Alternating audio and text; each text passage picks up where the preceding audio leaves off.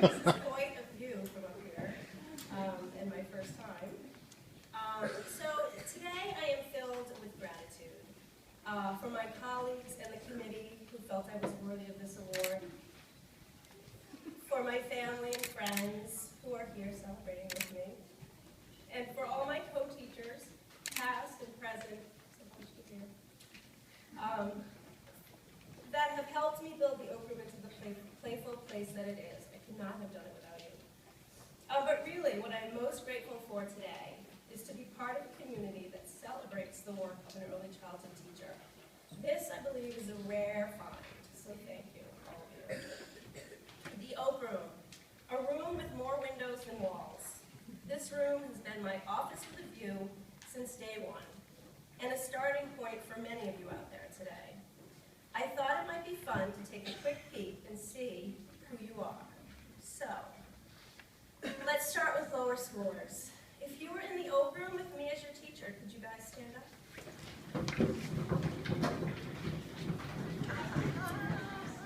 Hi, everybody. Okay, have a seat. How about middle schoolers?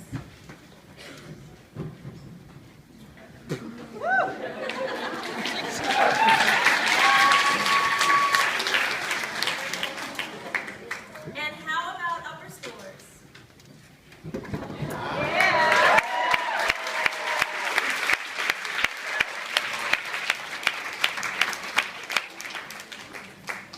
Thank you really to all of you who just stood up, because you really taught me everything and are still teaching me everything about what it means to be 3 years old. And it's difficult to remember that time. So. But this year, the current Oak Room kids have been learning about mindfulness. Each day, we take a minute to stop and breathe and absorb whatever the moment has to offer. I mentioned this. Thank you, Maddie, for the sign. Love you too. I mentioned this because I'd like to share with you some moments that kept popping up as I was planning what to talk about today. But don't be misled, these are not moments of great achievement or inspiration, but rather a handful of everyday moments that will hopefully give you a glimpse into how I got here and what I've learned. The first moment is a conversation with Libby O'Neill, who at the time had been teaching kindergarten for over 20 years. I was finishing up my first year and asking her about graduation. Should I go? What is it like? What should I wear? Etc. And she filled me in on all the details and added that she would be there as some of the girls had been her students. Now, I couldn't believe that. I was 20 at the time of this conversation. I was working really hard at living up to the Generation X label that had been cast upon my peers and I.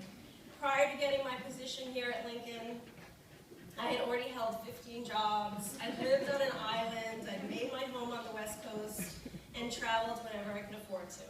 So the thought of Libby having been here long enough to see her 5-year-old students graduate was, needless to say, not my plan. After finishing college, I chose roads that were bumpy, not paved. I packed up and moved to California without any plans. I had a friend already there with an apartment. What more did I need? I would fill in the pieces when I got there. Health insurance, retirement funds, and savings accounts were not high on my priority list. All I really wanted was to see new places. So my friends and I took road trips. We gave up our airplane seats to get free vouchers. I think I got 3 one weekend. And we took 24-hour train rides, not only because the price was right, but because we thought it would be fun. This is not to say that I wasn't motivated about my future as a teacher. I was. I just wasn't in a rush. And believe it or not, I didn't worry. Even writing those words, I was like, how did you not worry back then? Whatever.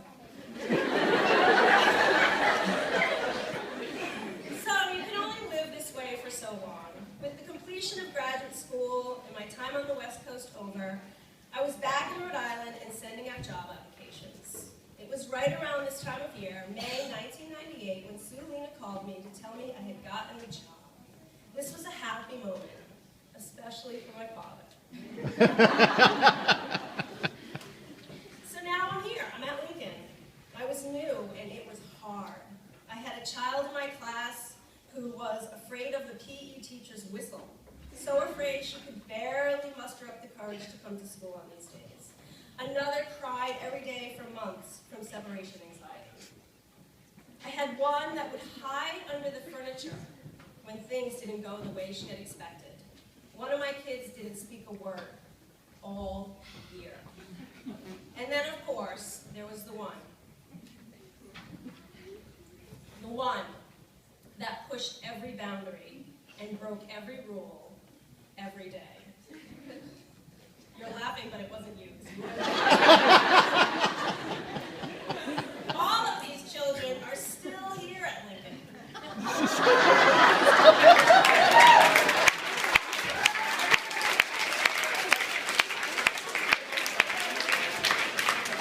After finishing up their year in the Oak Room, I would pass them in the lower school hallway, hear about them from their teachers, and get the occasional visit. Then the moment would come, and there they would be, up on the stage at the lower school closing. And then that would be it. That would be it. They would disappear from my view completely. In my early years as a teacher, this is where I thought their stories ended, and it kind of made me sad. It's hard not to wonder about young children and how their behaviors may or may not affect their lives. But then it started. The moments when the kids I knew as 3-year-olds started popping back into my view. I was probably about 11 years into my time here. So now these kids were 14, 15, and 16-year-olds. The whistle kid has become an all-star varsity field hockey player. I think it's safe to say she has conquered that fear.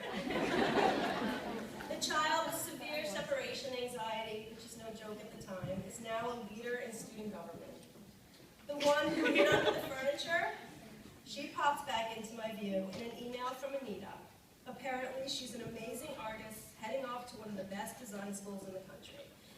I don't know if she still hides under furniture.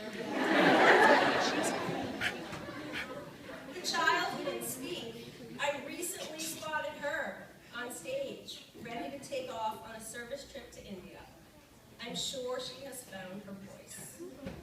And finally, the one you want to know about most, the boundary pusher, rule breaker.